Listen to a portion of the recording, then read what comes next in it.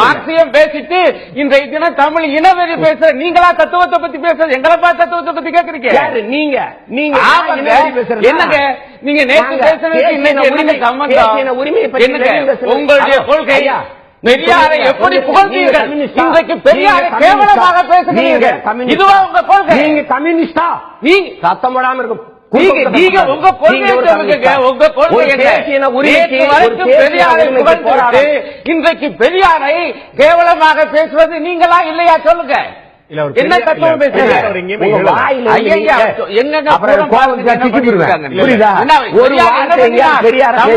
பெரியார் என்ன கையில இருக்குங்க? அவர் வந்து பெரியார் எங்களுடைய தலைவராக எடுக்க முடியாதுன்னு சொல்லி சொன்னார். அதுக்கு முன்பு பெரியார்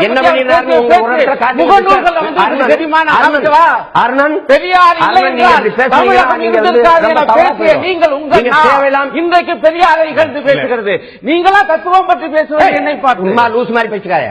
என்ன